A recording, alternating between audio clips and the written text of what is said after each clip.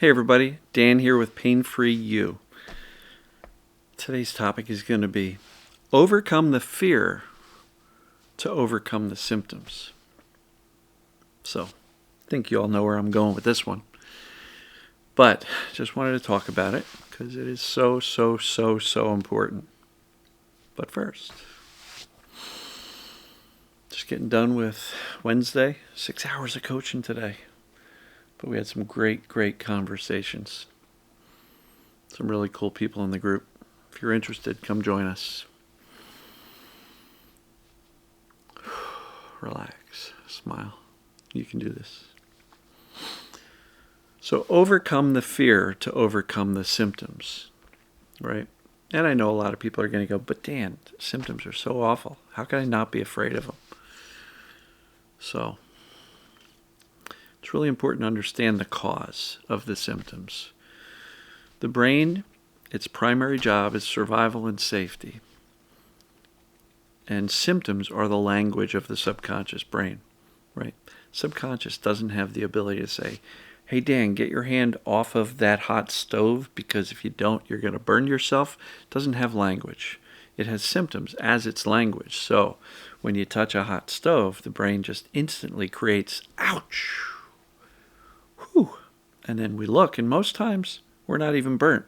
That's how quickly the brain will protect you, right?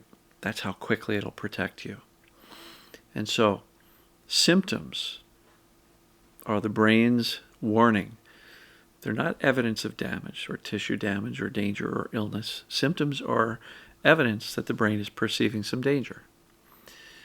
So understanding these symptoms will help you dial down the fear. Because when you recognize it's a warning, and most often it is a falsely perceived danger, not an accurate one, but a false one, we can learn, what am I afraid of? There's nothing physically, structurally wrong with me. I'm not sick. I'm not broken. So I don't need to fear it. So this quote came about, I think, in a YouTube comment. Or maybe I came up with it. I don't remember. I get so many inputs and outputs coming through my brain. Oh, you know what? It was from me. I was dialoguing with somebody through Facebook Messenger or something, and they were talking about their symptoms and how scared they were. And here's what I told them. TMS, perceived danger symptoms, are not something to fear. They're something to understand. Because when you understand the framework of how this system works, and when you truly understand that they're a false alarm, temporary, not evidence of sickness or brokenness, but more evidence that the brain's perceiving danger incorrectly, that understanding can help you say, oh, I get it. I know what's going on. And so I'm going to work within that framework of how this system works to provide the brain more accurate data, accurate information that goes, I'm really not sick and I'm not concerned with it. So brain, you don't have to be either. So to overcome our symptoms, we need to overcome the fear. Well, the only way to really do that is to make sure you've gotten rid of the doubt. Let's get rid of the doubt. Well, what causes symptoms? A brain perceiving danger. That's how it works. And then once we understand that that's what's going on, we do the assessments. Okay, my symptoms are behaving like the brain is creating the symptoms, not some flaw in my body. Got it. What causes symptoms? Does it apply to me? Is there a solution? Heck yes. It's consistently provable, reliable, predictable. It's your turn, right? So there is a solution. Are you capable of it? Heck yes. There's plenty of people who were terrified in the beginning. They had a lifetime of anxiety. They still got better. Why? Because the system works the way the system works. And when you work within the framework of how the brain and the pain system and nervous system functions, you get a predictable result, which is feeling better.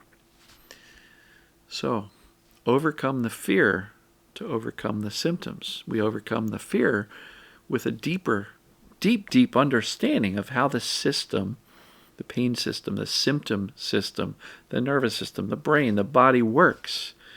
Because when you understand things, it's so much easier to dial down the fear. If you don't understand it, or if you are so terrified you can't really accept what's going on, it's hard to dial down the fear because you're staying in doubt. So doubt delays recovery. So overcome the fear to overcome the symptoms, right? And our symptoms are not something to fear. They're something to understand. And with that understanding, we can bring the fear down. When we bring the fear down, we're able to shift our attention more towards living our life, right? And when we do normal things, living our life, guess what happens?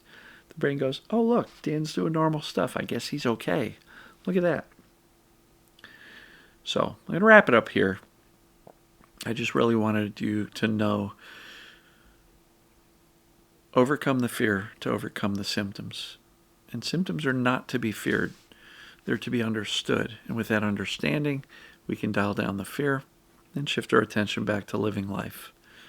You know, and the quote that Megan, my recent success story, said that I love, and I'm going to repeat it over and over again, is that living your life is your rehabilitation.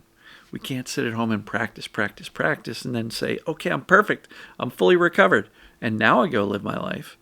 Because the brain's going to go, wait, what? I thought we were safe in our house.